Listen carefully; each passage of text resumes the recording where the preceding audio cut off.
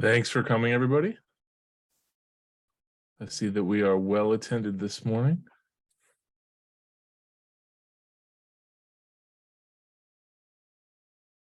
All right, and good morning. Yes, looks like we do have some pretty nice attendance here. So thank you everyone that was able to make it. We are here for the second in our series called Are You Cyber Security Ready? This is the topic of understand and secure your IT environment. And we are looking forward to running you through some of our thoughts and perspective on the things we should be thinking about in order to make sure that we're understanding and knowing what's in our environment, which is just critical for our cybersecurity posture. My name is Steve Brown. I'm the VP of Sales at Arium, and I'm here with Ardo Kane. He's our resident field CISO and CIO, amongst many other things within our organization. So just real quick before we jump into the meat of the content today, I just want to give you a brief overview of who Arium is in case you're not already working with us.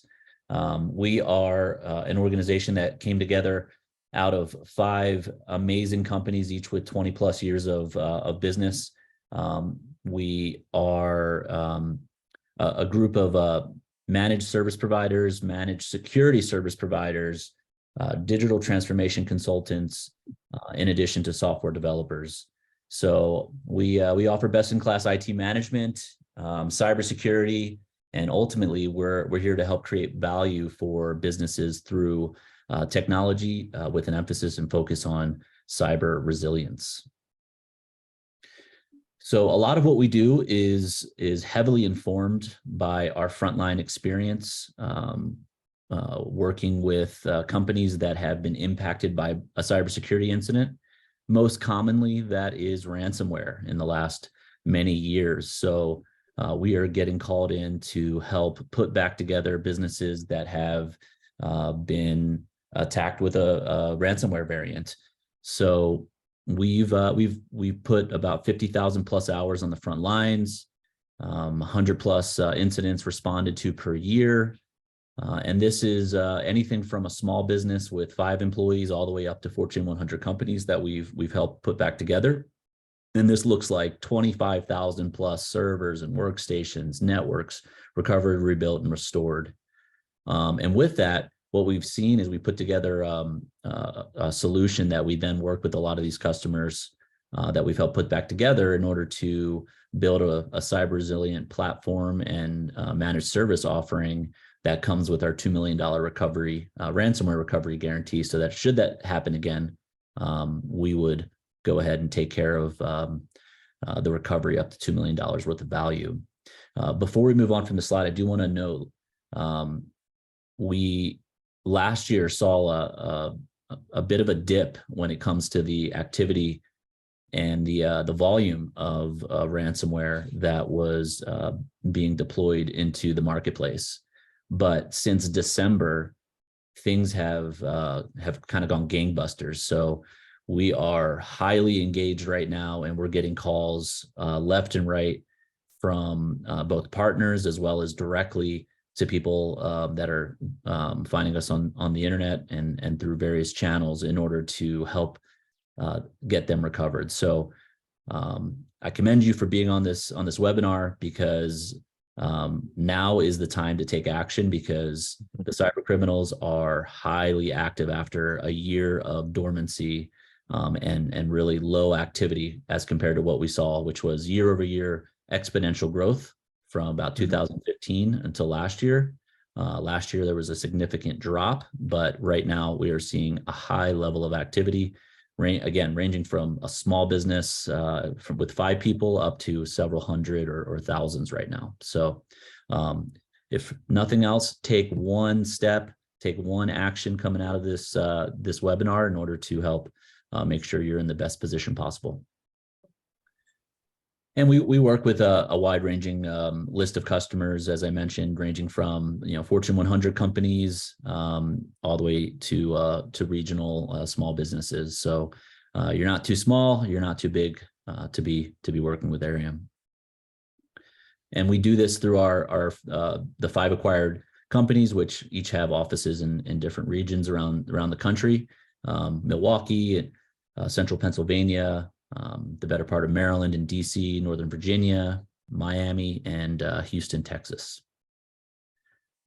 All right, all that boring stuff out of the way. We're now gonna get into the meat of this webinar, which is gonna be led by my colleague here, Art. So with that, Art, give you the mic, let you take over. All right, thanks, Steve. So the most important thing is you can't secure what you don't know exists. And right now, the way everybody's networks are at home and at work, there are just a lot more electronic and smart devices. So really, your network has expanded. People have more devices they're using for work, their smartphone, their tablets, their laptops, their desktop, as well as just everything else that hooks up to the network. Add to that you have employees coming and going, users that really haven't been removed from some of your services, from your cloud services, from your network. You end up with a kind of a recipe for disaster when you have a kind of expanded footprint that you don't really know what's on it. So that brings us to our first real question is, do you think that you or your IT leader have a real understanding of the devices that are on your network?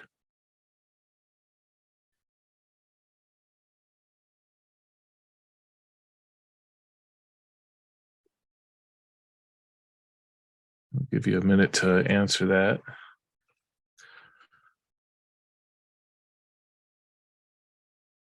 And there are a lot of ways to discover really what's on your network.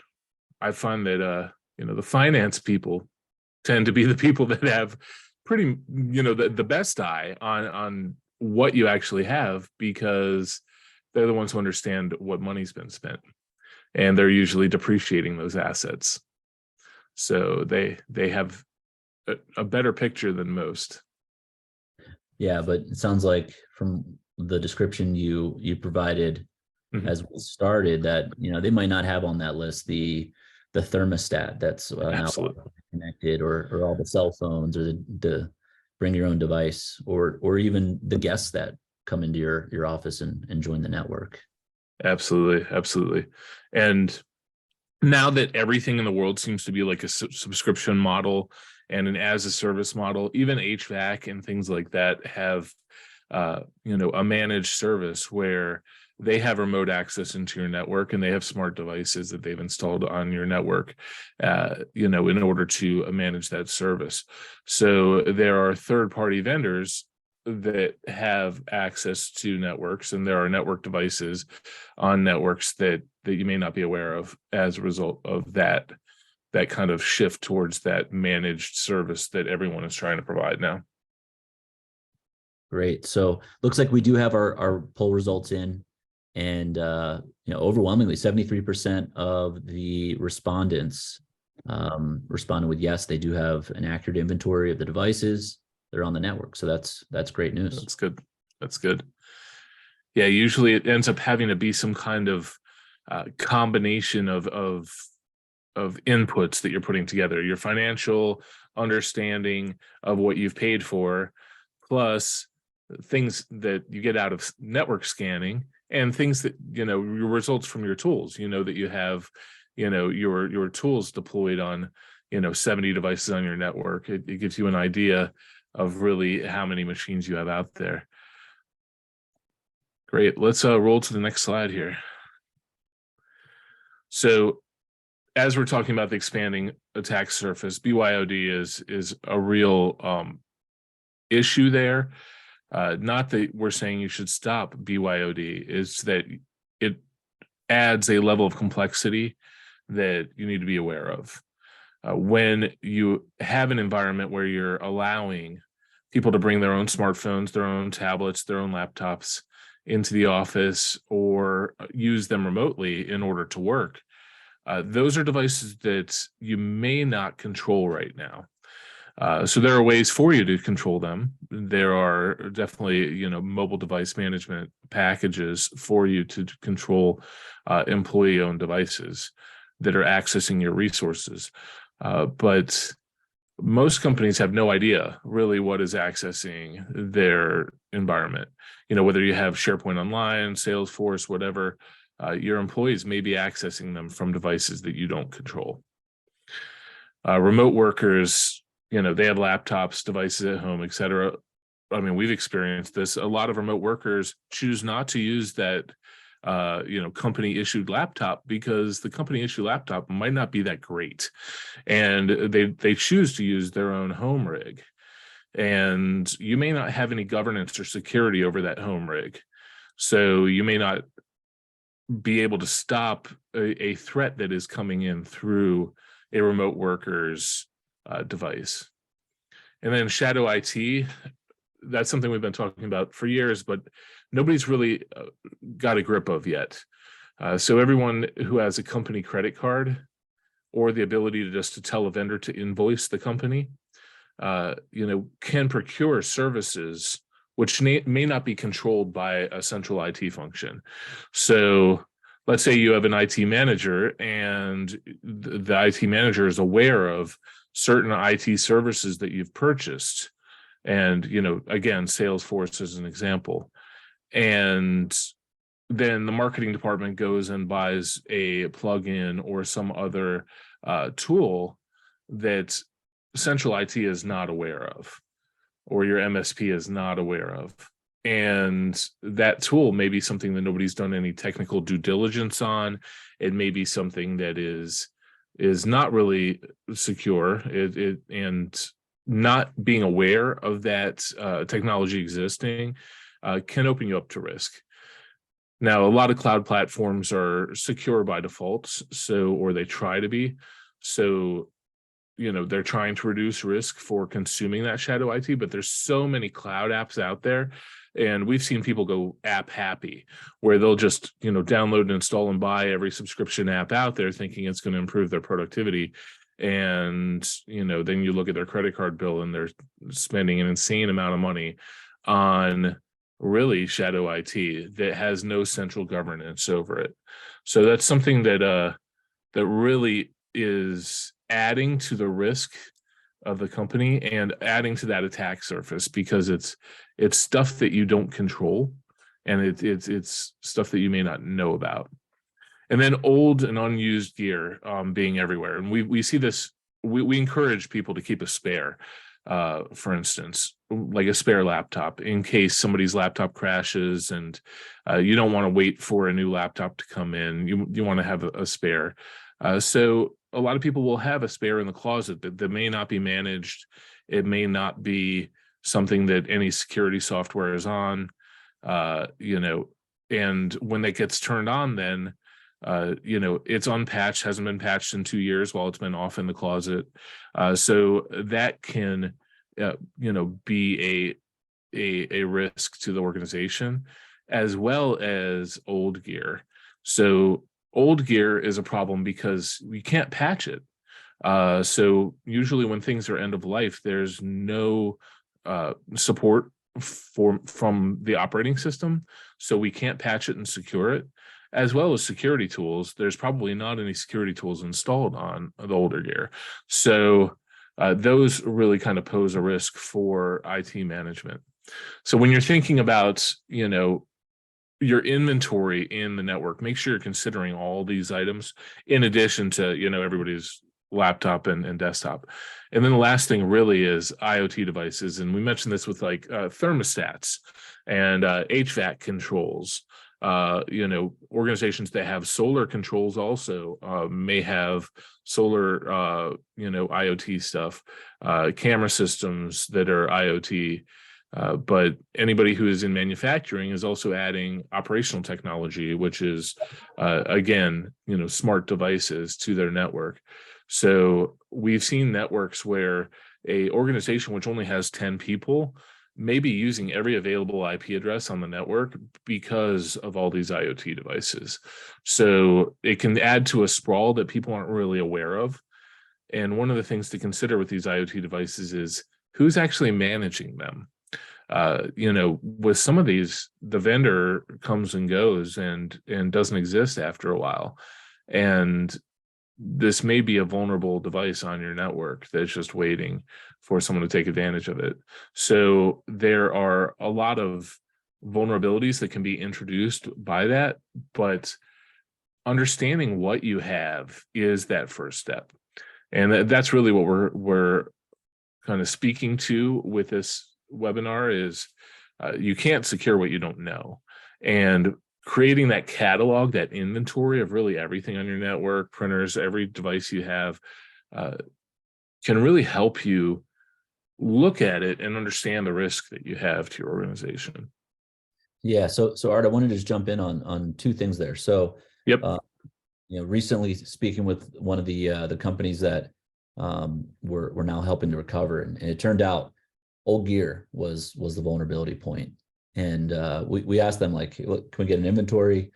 They gave us what they had. We ended up finding that there was another computer on the network that was just running one of their postage software. It's very, low usage. It sits in the corner, not highly, thought about piece of equipment. They just got repurposed back there, and it wasn't being managed. So it was sitting there as a sitting duck, waiting to be hacked. So Absolutely. yeah, that's the sort of thing that we're talking about here. All right, let's exactly.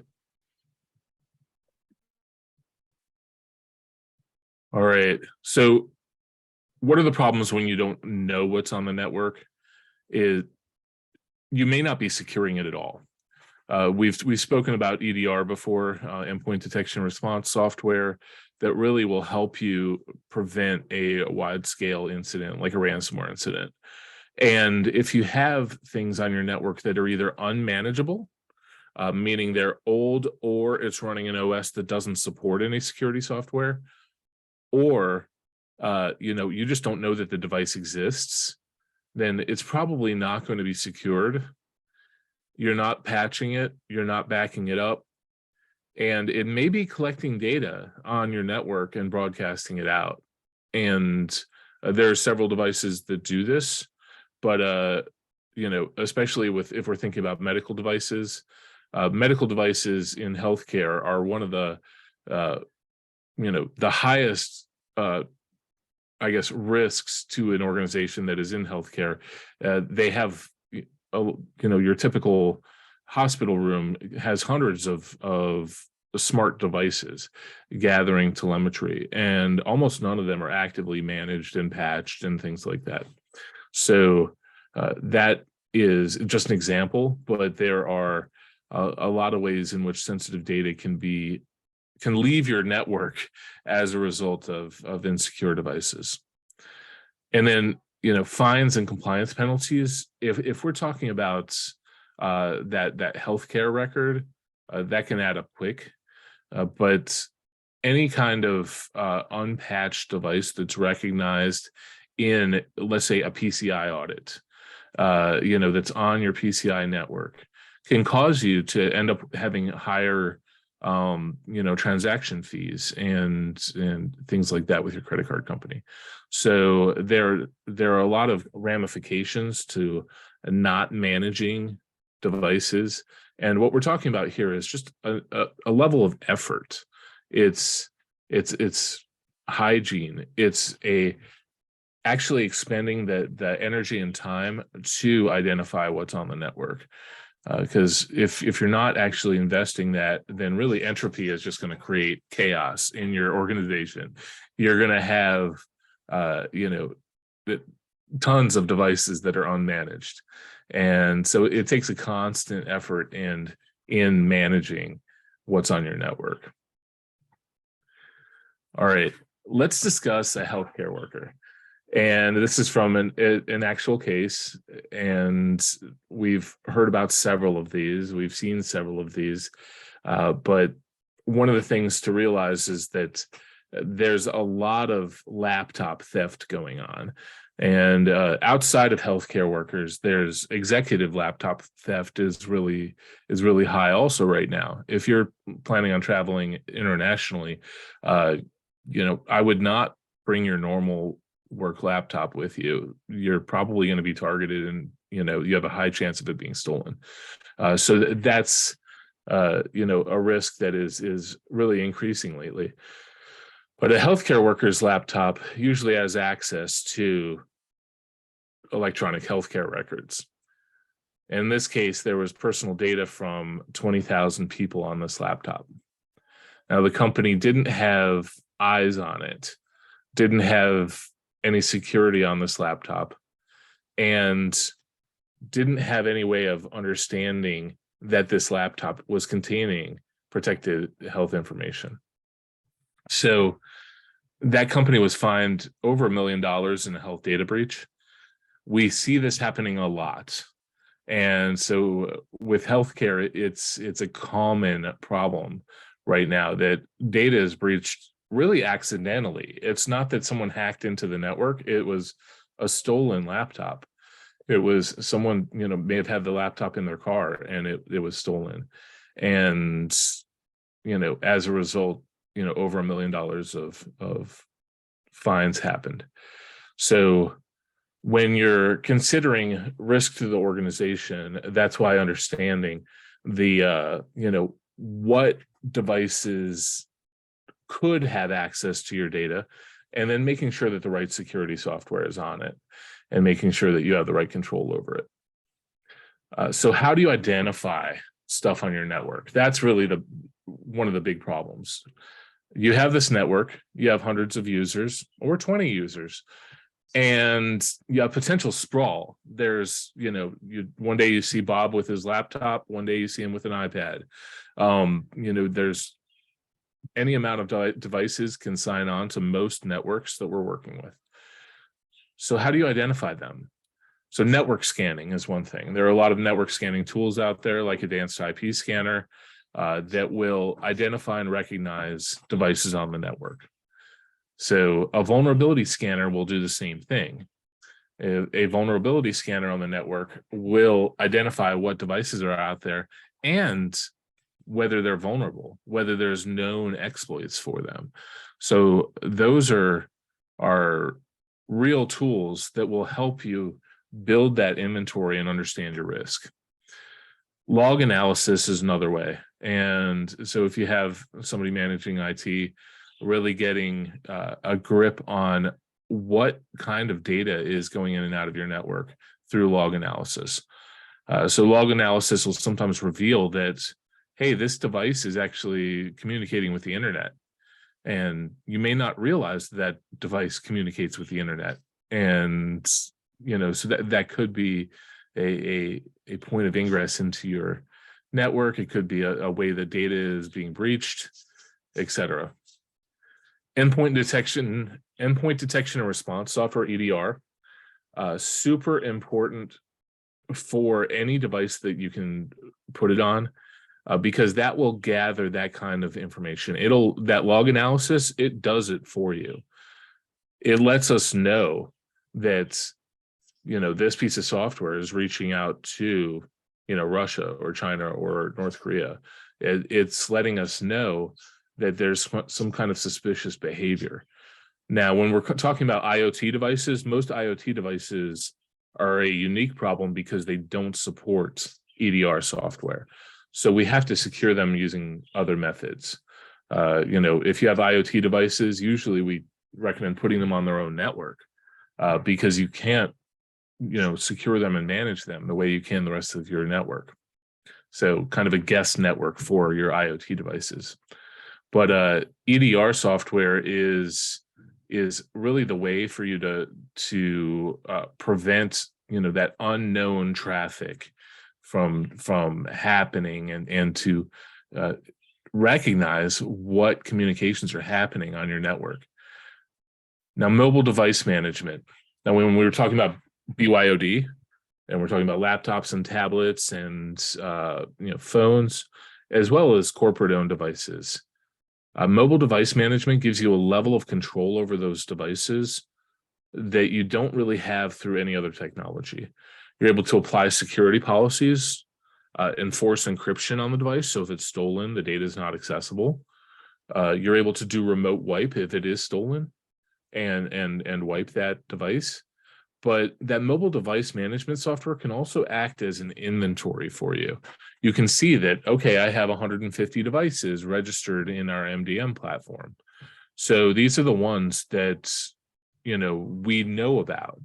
And then we can use, we can add security layers in so that users have to have the MDM installed in order to access things on your network.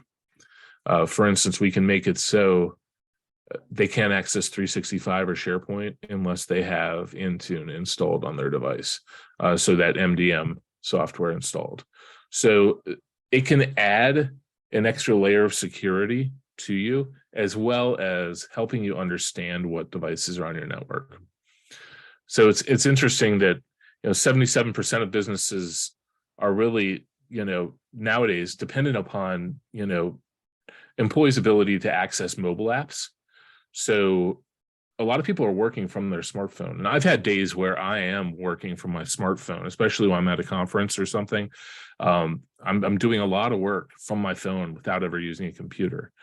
And if you're not managing those devices for your users, then that could be a risk point, a breach point. That data could be on their phones and staying on their phones. And then if it's stolen, that data could be breached that way. All right, now user access management. So just as we're talking about understanding the devices, it's understanding the users. And this is something that is overlooked a lot. During onboarding and offboarding, for instance, understanding that users have an account created and it should be deleted or disabled during offboarding. That offboarding with most companies isn't happening on the electronic side. They may be offboarded from payroll and benefits, but it's very common that an employee that is let go from an organization still has access to email, still has access to the CRM, still has access to all their cloud applications, because there's not a process in place to take care of that. Now, when you're managing your users, there's the other thing to think about is administrative access and who has administrative access in your organization.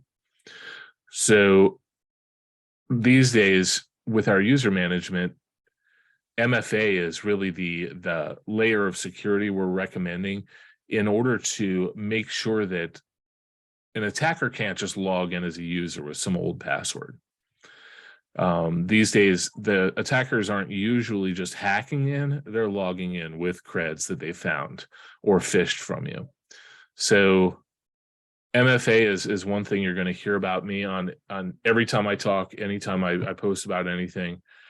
So is your organization using MFA in this poll question? And, when you're using MFA, think about what you actually have MFA applied to. So some people may say, yes, we use MFA, but it's really only 25% of their users have MFA enabled on email and don't have MFA enabled on VPN or access to other critical cloud apps or QuickBooks or other financial systems. So think about what you actually have and what requires MFA. I would suggest that any system that has critical data in it should be secured with MFA. So your email, VPN into your network, your SharePoint, your cloud environments where you have Salesforce, etc., your CRM, anything where there's electronic health records or PII, those things should all be secured by MFA. But it's so inconvenient, Art. Slows me down. Oh, it does. It does. And, every day I MFA into no less than 30 things. But, and there's technology we can use to make it smoother and easier, single sign-on solutions for people so that they really only are having MFA once and then can access all these devices and resources. But this is the inconvenience that's really required these days in order to stay healthy on a network.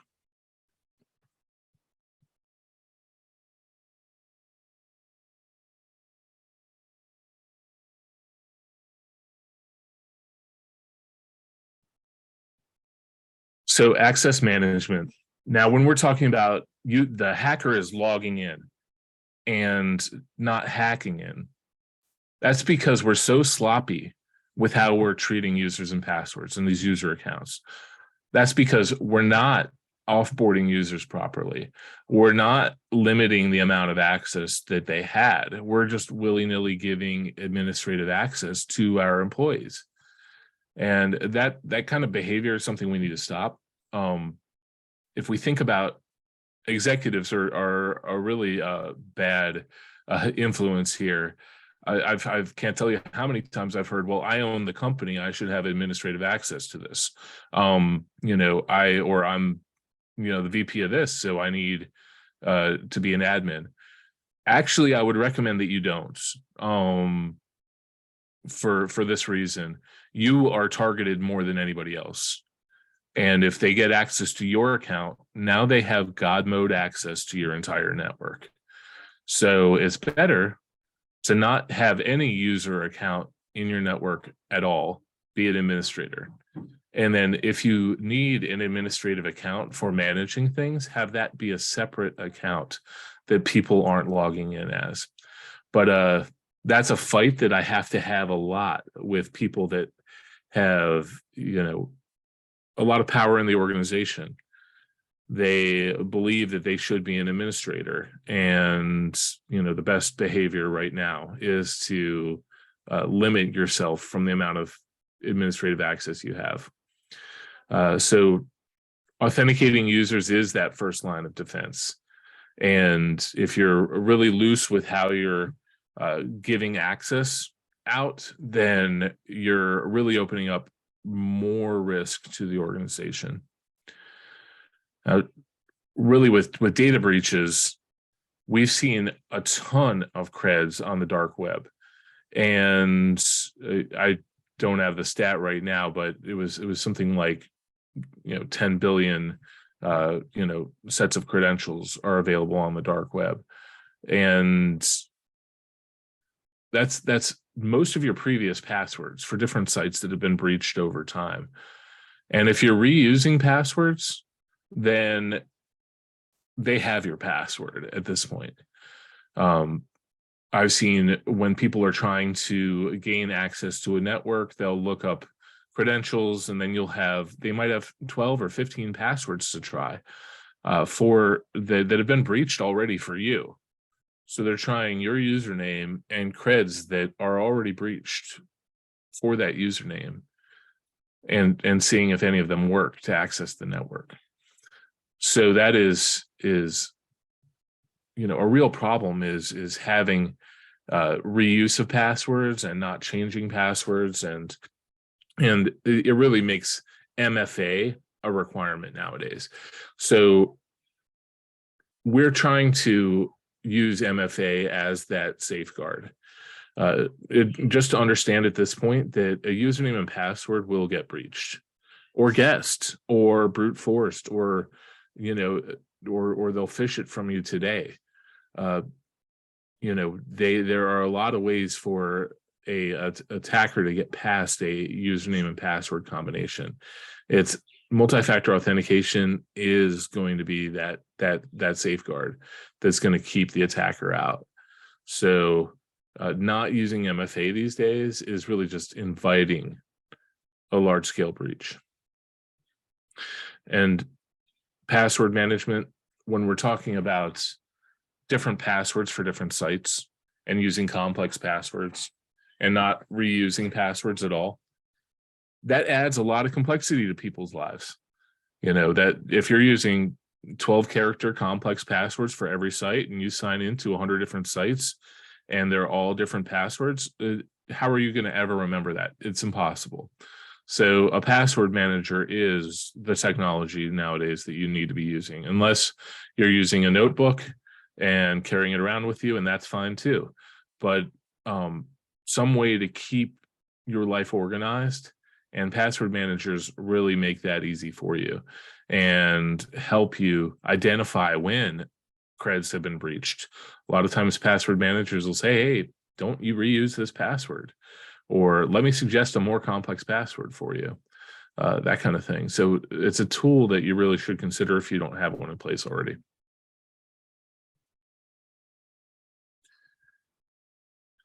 So tons of data breaches that have happened lately, and most of these are older, but if you pay any attention to the news, you see them every day.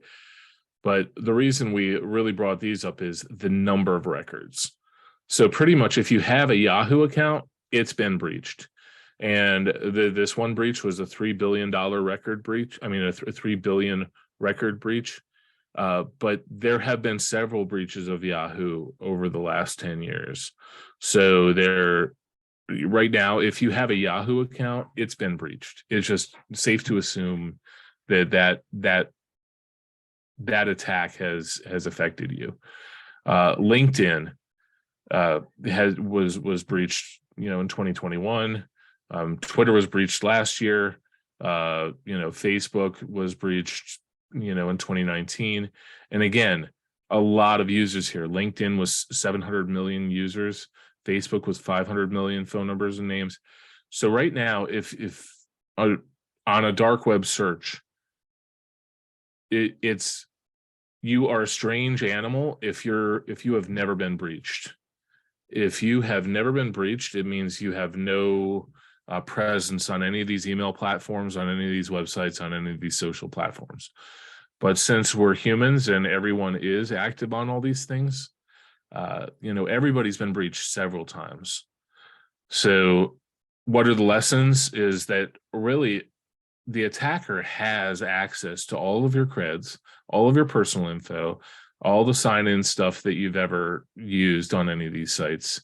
And if that is all you need in order to access your environment, then without MFA, then the attacker really has carte blanche access to you.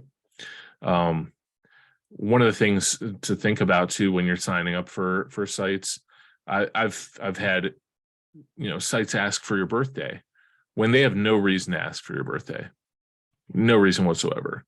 When you're putting in box tops in the school donation thing, and the app for the box top collection is asking for your birthday. Sure, they want to send you a birthday note, but that app's going to get breached. It's just a matter of time. So that amount of PII is already out there, and it's just going to continue to grow.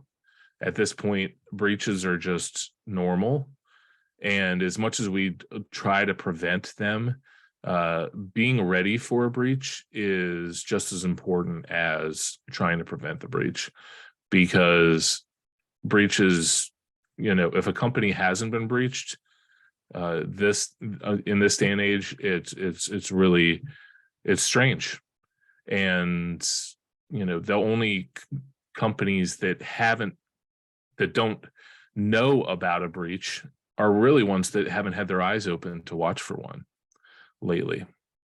So let's talk about the AAA framework. This is an old framework. It's used by a lot of firewalls and switches as far as authentication, but we're going to use it here as kind of a model for authentication.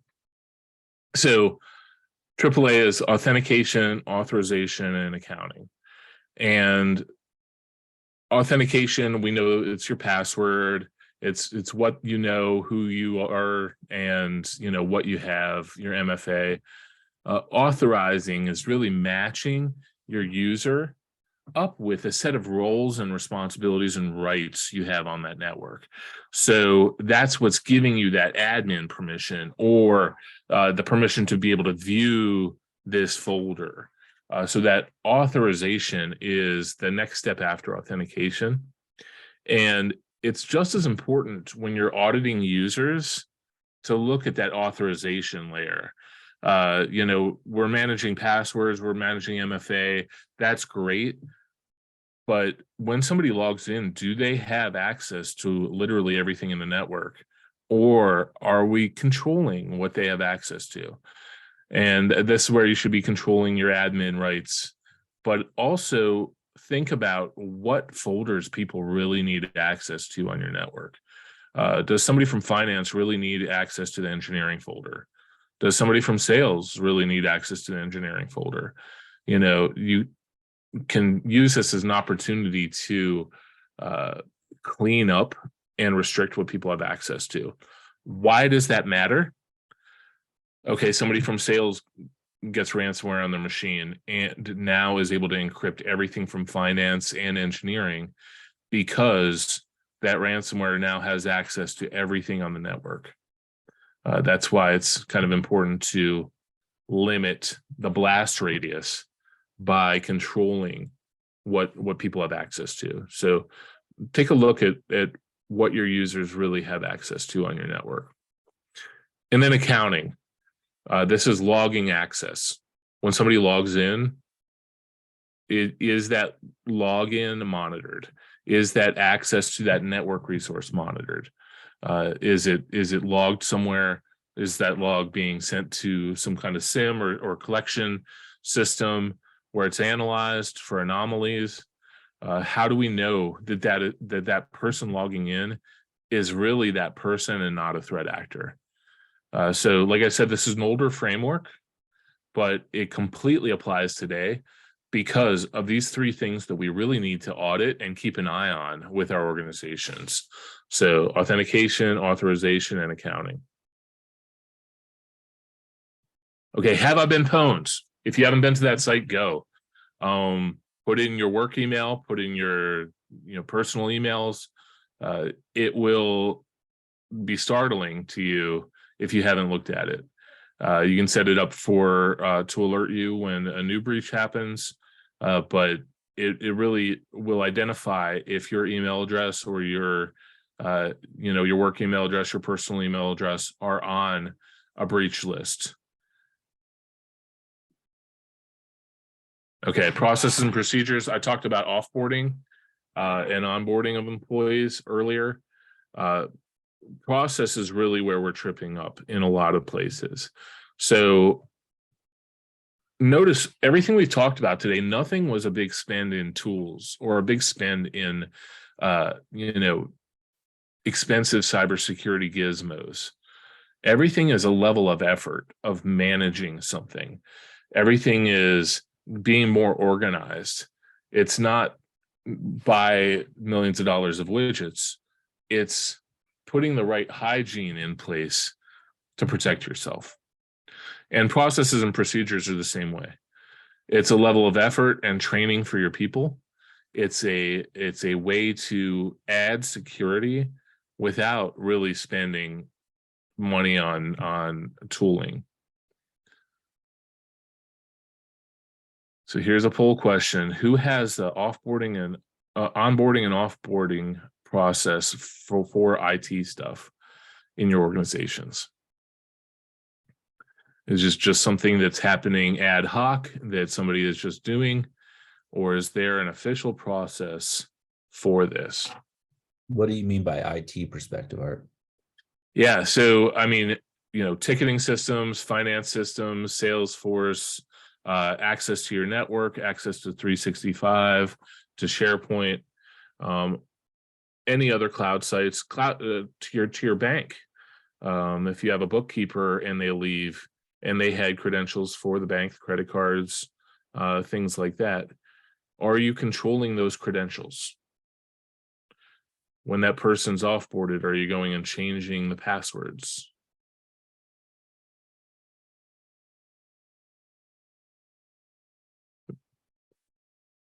Awesome.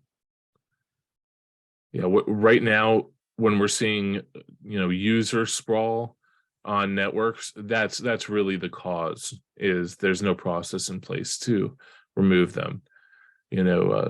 We'll try to look at a network and say, hey, there's 65 users that are on this network, and the company may only have 20 employees. It's just that they've never removed old users from their system. Yeah, and we're seeing that a lot right now in a lot of the big tech companies that have Mhm. laid off thousands, tens of thousands of Yep. people last year here. Yeah, absolutely. Yeah, layoffs are a big place where that gets forgotten. But anytime that someone exits the company, it should be a part of your HR procedure to trigger that decommissioning of the person's IT assets, and whether it's deleting their accounts or disabling their accounts or changing the password, some way to protect the organization in case that employee you know goes crazy, or just to prevent that user and password from sitting out there forever and then be on a breach site later on, and then a hacker logs in with some employee's username and password that hasn't even worked there in 5 years. That's something we're trying to avoid here. So processes and procedures, there's onboarding and offboarding best practices, and I'd say your best practice should be when there is an onboarding, you should have a checklist of all of the accounts that need to be created for an employee and the level of rights that you're giving to that employee. And when they are offboarded, removing those applications from being able to be accessed by that user. So disabling their creds, changing their password, etc. One thing to keep in mind is that in between onboarding and offboarding, there's usually some sprawl that happens. You onboard somebody, and then as they go through their career in your organization, they gain more access. They get access now to QuickBooks Online. They get access to other resources that they may not have had access to during onboarding. And keeping those and understanding those is important so that you can offboard. So that's an audit procedure. That's double checking all the users you have in all your cloud apps, and that can be an audit that can be done by your internal IT or by a managed service provider, quarterly, annually, just to make sure that the users that you have in each of these cloud platforms is actually correct. So change management, it sounds boring. It can be boring, but documenting important changes. Nobody likes to think about documentation, right? It's just taking notes. It's not exciting or thrilling for anybody. But especially when you're in a multi-vendor environment, that documentation is crucial. So whether you're using a ticketing system for that internally or just a spreadsheet, an Excel sheet that's shared between different vendors that are operating in your organization. If you have a security vendor and a video vendor and a network vendor and a workstation support vendor, that kind of thing, and everybody needs to be able to share this change management kind of spreadsheet, so that if I make a network change and suddenly the security cameras stop working because of that security vendor can look at that change management log and say, oh, Art made a network change here. Maybe that's why. So they don't spend the next 16 hours trying to fix the problem. So that's important, but it's also important from a security perspective to understand really who's changing what in your organization. The challenge when you're trying to implement a change management log or a change management process in your organization, the big challenge is getting everybody on board, is getting internal IT working on it. And, people that are making IT changes in the organization working on it and vendors working on it, is actually getting that to be a part of everybody's rhythm. An acceptable use policy is crucial for all of your users. It's really to let users know how they're allowed to use their computer, their phone, the network, even social media. What they're allowed to do is really going to set the guardrails for your security policy. I know you don't want to limit people's lives too much, and it's always good to really consider what are your real risks as an organization when you're creating that acceptable use policy, and what are your values, and what should somebody use social media for while they're at work, things like that.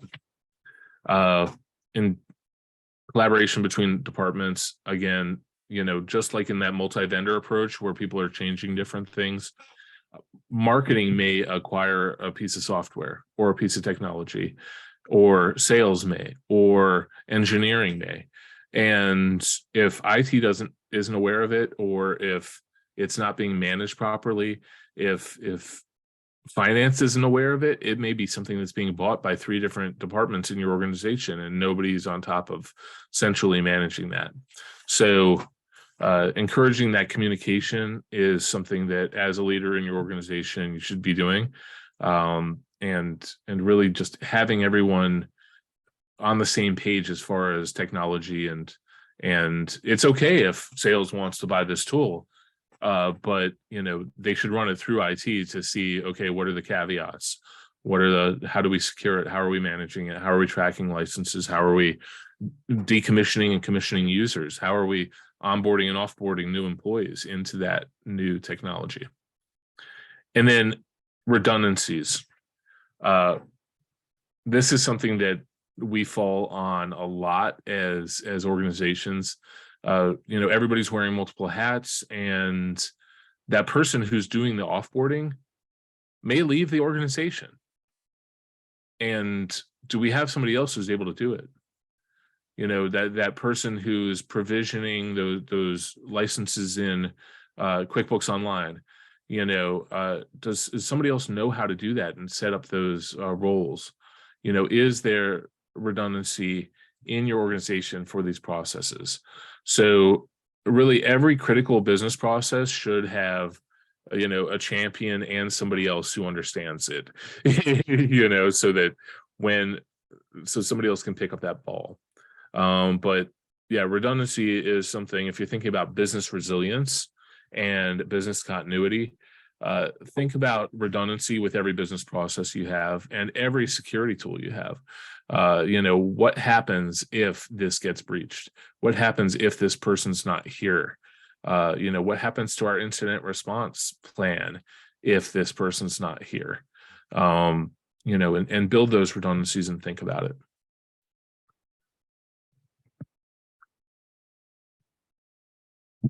All right, and I know we have some webinars coming up, and I think that's what this is.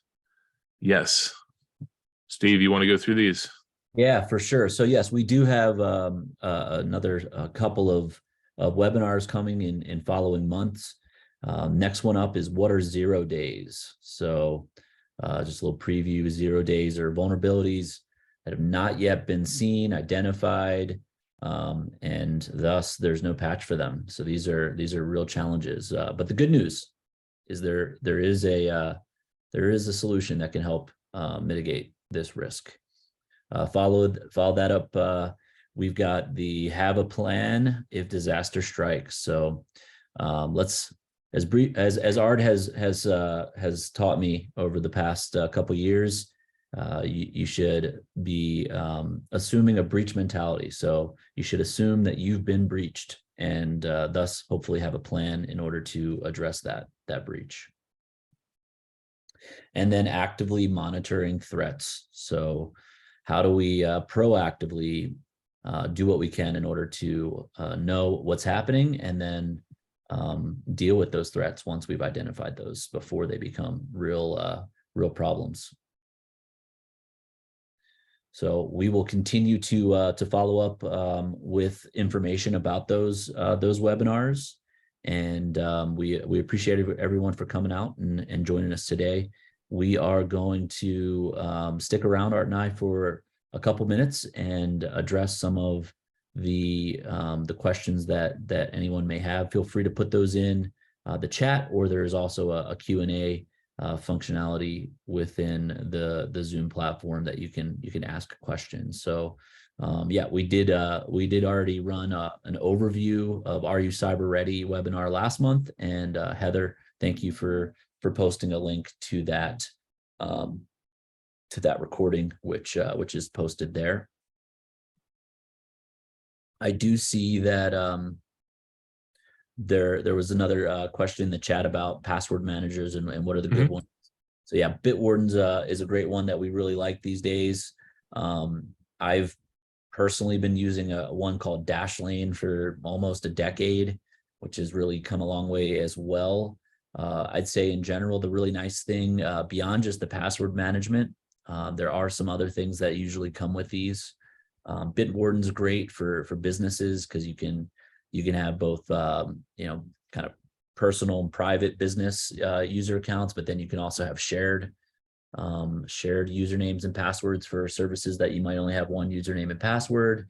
You can store credit card information, your PII, which makes it really highly, I mean, maybe beyond just the fact that that helps you to become more secure. My favorite part is it makes me more efficient. So it'll do all my form filling for me when I go and shop online, or when I sign up for a new account. It is asking for that birthday, which is highly irrelevant, but they still require it to sign up for the account.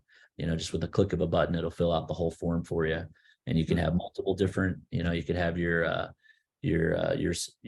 pseudonym in there if you don't want to give them your real stuff, multiple profiles, all sorts of nice things. And they usually also have access, like for instance, I know Bitwarden has the ability to see that information about your stolen credentials. So as compromises happen, they're getting that same information that website that Art shared with us has, and you can get that information in just about real time. So lots of nice benefits to a password manager beyond just the ability to quickly and easily create completely randomized passwords that are stored. You never need to remember them again. Absolutely. And I like those tools also because they, you can usually set them up for single sign-on. So, really they'll log you in to those apps, and you don't really have to worry about it afterwards. So, yep. So we got a really nice question here from one of our attendees. I'll read it, and I'm going to allow you, Art, to take a swing at this one. So sounds good. It is, I'm a borough secretary, and one of my council members logs onto my computer to view and print reports at times when I am not in the office. Please advise.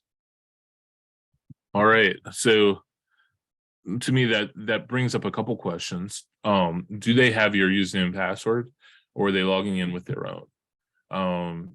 If you're, I'm assuming that your machine is protected by a username and password, but if it's not, then that's one control to put in there. I'm hoping that it's not shared and that it's just, boroughs, not your username, and everybody's logging in with the same password. A unique username and password combination so that, only, you can log into your computer as you. Now, if the machine is domain joined, and most of you with an organization actually have a domain controller and have what your PCs are what we call domain joined. That means anybody on the network can sign into any computer. So if there's stuff that is only accessed from your computer and that person is continuing to log into it, then what we can do is set up a local security policy on that machine so that user cannot log into your computer. If that's a problem and that person needs to be prevented from logging in, then that is absolutely something we can do. If they have their own username and password and they're logging in as them. So doing that as a security control and then backing that up with policy is really how I would treat that. And have policy that somebody's not able to log into, your computer and do that, So then what's a good way then for it's, functionally speaking, it sounds like this council member needs access to certain reports when the borough secretary is not in office. Right. So another solution to that is don't give them username and password to your computer, but perhaps it's something where we need a file share, whether that be a SharePoint or another location to host those reports that need that other people need access to in real time. You know, that's something Gotcha. we do commonly. Okay. I see, she also posted in here. So it sounds like it's complicated a little bit by the fact that really the password is kind of mandated to them by the council. So there's not really a whole lot. Basically, the council is trying to control that. So yeah, it sounds like a conversation needs to be had with them to really identify how can we manage security and keep the organization secure while being extremely open and vulnerable. It's not, that's not going to happen. So what can you do to get them the information that they need while not providing them the password and access to your machine? And kind of like Steve was mentioning, there's probably some other solutions that can be done. And if they're trying to just print reports, is that something where they can access that system from another machine? Is there some other solution we can put in place to solve that for them? But it sounds like they're used to having kind of carte blanche access to things, and having a shared open password that they can log into the machine with. And I understand what they're thinking by doing that, and that's goes back to what I was saying about executives. A lot of times, the executives think they should have admin full access to everything, and really that just opens you up to breach and liability. So Yeah, it sounds like that organization needs to tighten down a little bit. yep. I mean, that use case wouldn't allow for MFA to be deployed, and Right. with most cybersecurity insurance policies this day, I'm not sure if the borough has one. That's going to be one of the requirements is MFA and unique passwords across the board. So something to bring to the council if there is a cybersecurity plan in place. All right, I think that's we've hit time here. We appreciate everyone for coming out. Lots of great questions, engagement. We appreciate everybody. And if there's any follow up that you're interested in, I know Art and myself are always available, and Heather on our team as well. We'll be reaching out to say hello and just make sure you got all the information you're looking for. Thanks so much. Have a good one. Take care. We'll see you next time.